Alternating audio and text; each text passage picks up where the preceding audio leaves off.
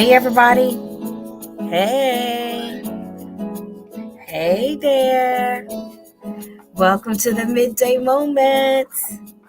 Hi, replay people.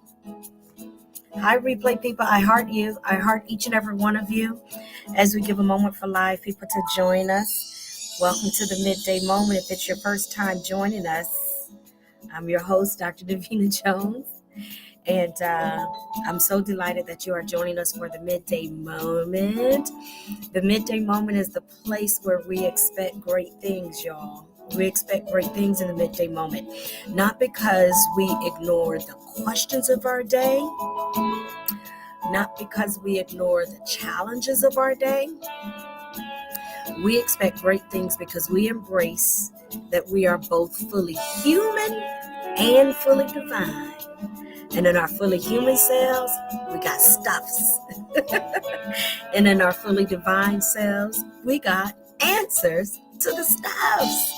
So the Midday Moment is designed to help you tap into the divine. Because if you can tap into the divine, when you tap into your divine, you tap into all of the answers. You tap into the river of life, the river of hope, the river of peace, the river of joy that resolves, that eases, that heals all the stuff in our human self. The stuff in your human self is divine. It's designed to help you, but it has to be governed.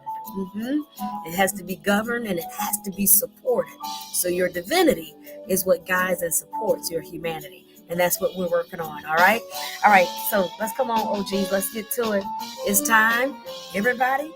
It's time for the Midday Moment. Yay. It's time for the Midday Moment. It's time for the Midday Moment. Ooh. Oh, it's time. I'm expecting great things. I'm expecting great things. Oh,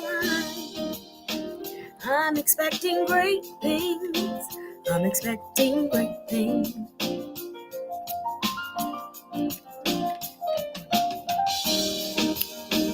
In my life, I'm expecting great things.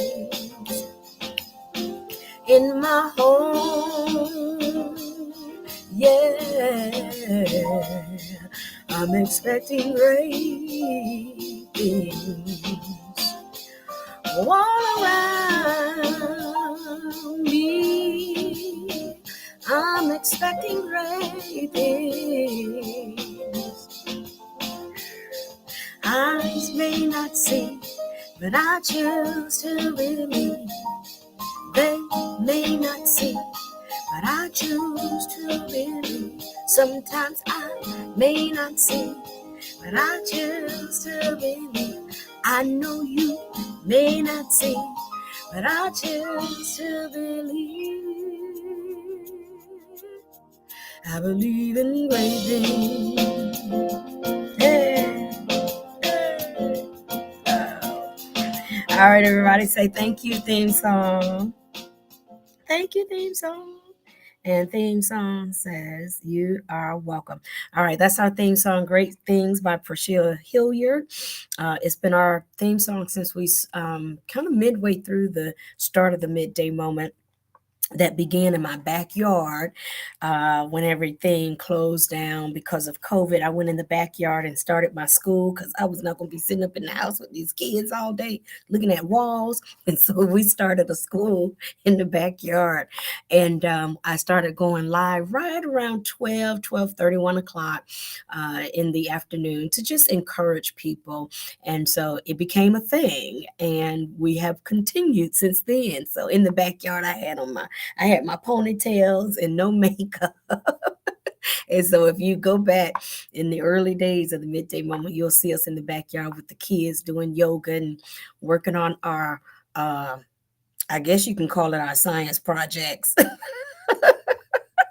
So anyways, that's where we started to encourage people through through the time of question, and the midday moment still exists here in the middle of the day to encourage you through questions about life. We have them. It's the human part of us that we have questions.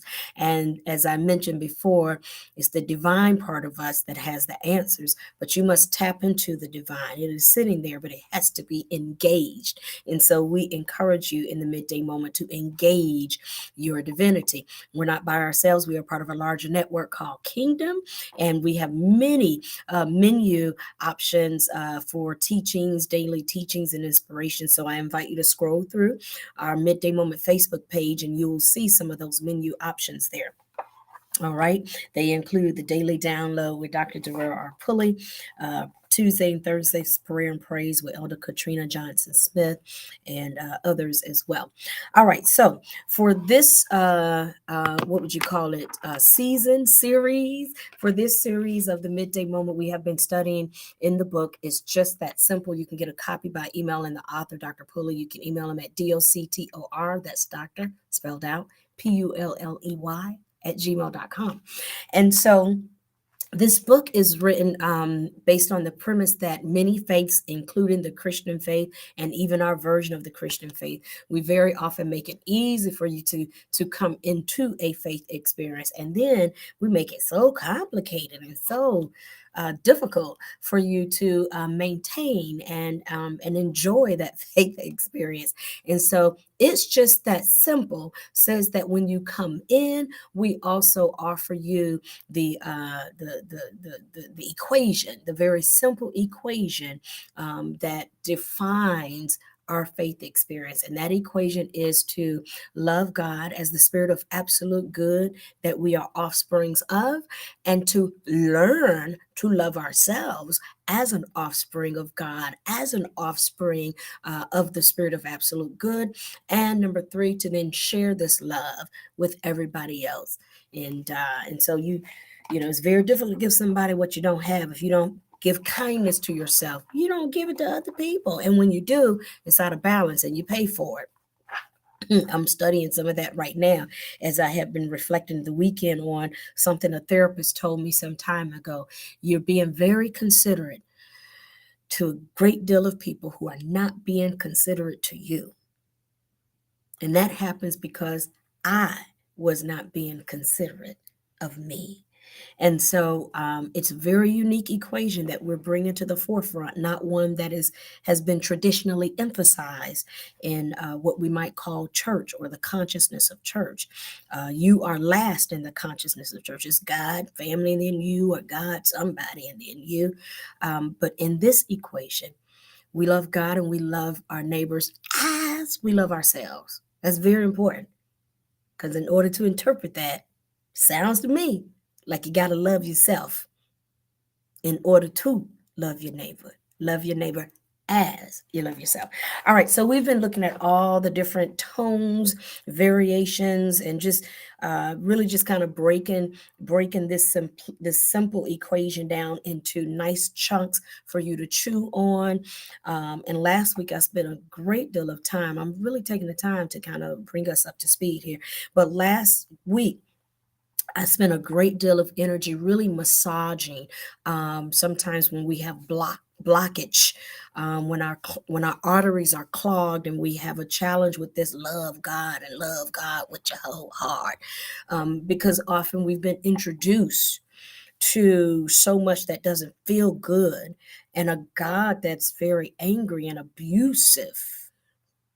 And so we spent some time last night separating, so to speak, what we've often called love. That was a great deal of trauma and abuse, and giving ourselves permission to rediscover what true love is, that which is wonderful, that which is for your benefit, your gain, your highest good. And if that is not what's being expressed, then it is from the lowest level of light, not the highest level of light. All right, here we go. So today's teaching is on page 16. I know I gave y'all a lot, didn't I? Today's teaching is on page 16, and it is about worshiping regularly. worshiping regularly. So three quick Jones jewels here, and then we'll be done.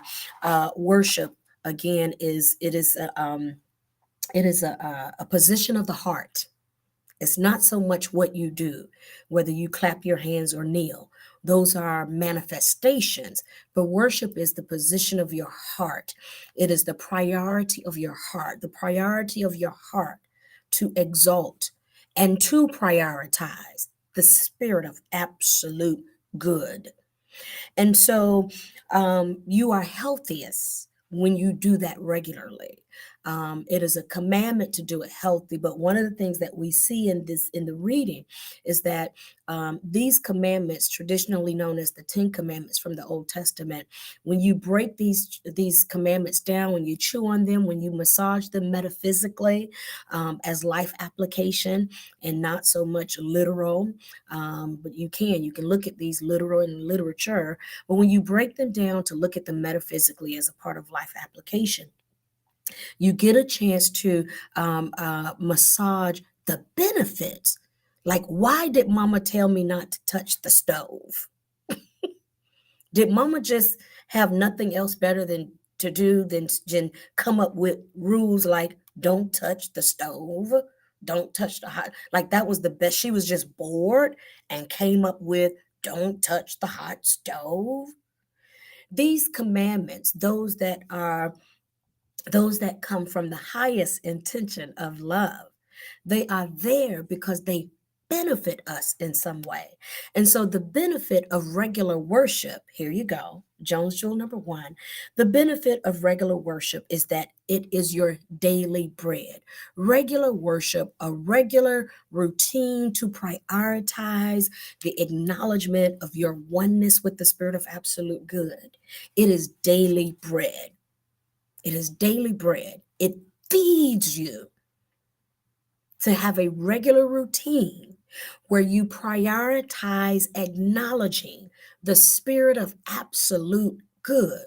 Whether you do it with hands open and you breathe, whether you do it in a song that allows you to verbalize that acknowledgement and priority of the spirit of absolute good, whether you walk. I used to I used to walk every day. I used to walk and pray. It was my was a part of my worship to walk and pray. And anyway, some things changed, and so I'm working my way back to some good physical routines. So whether you walk and pray or you play a song that allows you to kind of wave and you extend your body into it, all of these things are simply manifestations of worship, acknowledging and prioritizing the acknowledgement and exalting the spirit of absolute good. It is your daily bread. It feeds you. That is the benefit of this commandment. It feeds you. It feeds you. When you have communion, your worship is a part of your communion. It is how you commune with God. And that communion feeds you. It lifts you. It centers you. It is your daily bread. Jones Jewel number two, worship is your daily connection. I just kind of went into that vein when I was talking about communion. It is your daily connection. It is you affirming your connection daily, because we believe that you're never disconnected from the spirit of absolute good. You are one with the spirit of absolute good. And this is just a part of your communion, but it affirms your daily connection.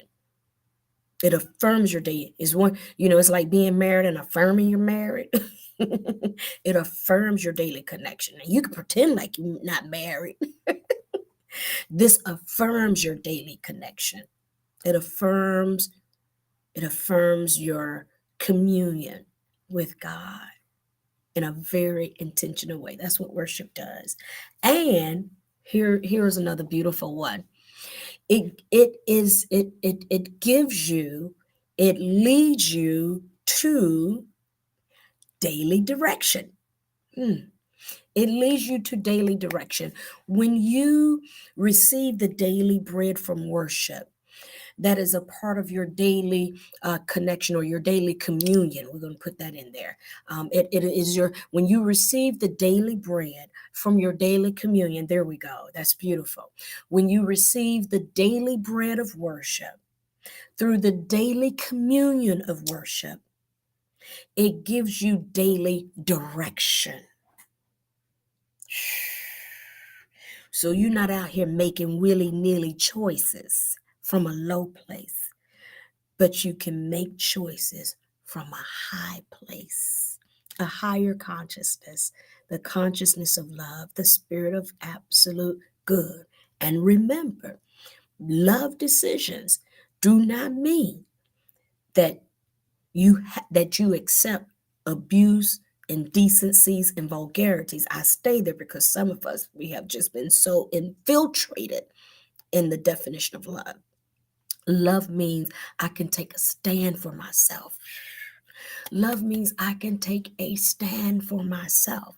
And so the daily worship, that regular worship, is going to give you the experience of daily bread that you receive from your daily communion, and it gives you daily direction. All right? Very good. Wow, that blessed my soul. Okay, everybody, time to go. I so thank you for joining with us today. Remember, you can get your copy. I'm reading today. It's in the notes here from page 16. And so we'll see you again here at the Midday Moment. Like and share. Don't be stingy. Don't be stingy. Like and share. We invite you to sow a seed and contribute if you are so inclined to do so. But certainly like and share. All right. We love you, everybody. Take care. God bless you. And give it back to me. And God be you. All right. Take care.